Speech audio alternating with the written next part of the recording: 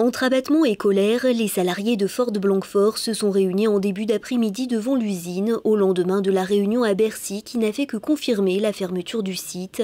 Le gouvernement n'a pas réussi à faire plier le constructeur américain et aujourd'hui il n'y a plus de repreneurs.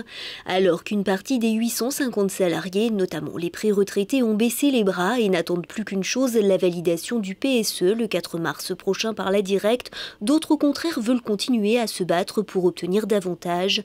Ils décideront demain des actions à mener. Parallèlement, l'intersyndicale continue son combat avec les pouvoirs publics. Les travaux de désamiantage de l'immeuble Le Signal à Soulac-sur-Mer en Gironde ont commencé. Le chantier devrait durer 4 mois. Coût des travaux, 1 million d'euros, intégralement financé par l'État. L'étape suivante sera la démolition du bâtiment menacé par l'érosion. Mais pour l'heure, aucun calendrier n'a été arrêté, pas plus que les conditions de la cession du bâtiment ou la question du financement de ce chantier de démolition. Le chantier du nouveau collecteur pour les eaux usées du Tech se déroule actuellement.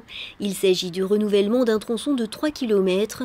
D'ici à 2 semaines, il sera entièrement raccordé entre Biganos et le Tech. Un chantier impressionnant mené par le CIBA.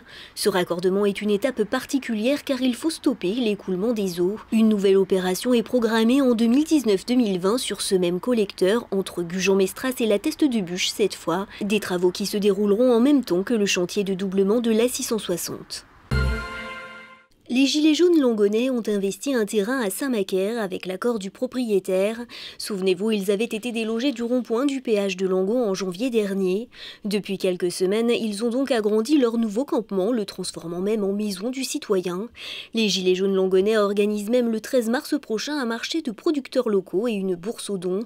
L'idée étant de proposer un modèle économique local, plus humain mais aussi plus écologique.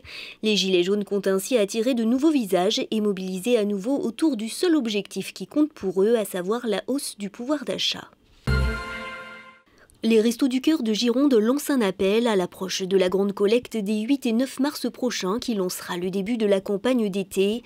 Ils ont besoin de bénévoles, non seulement pour recueillir les dons, mais aussi pour les trier.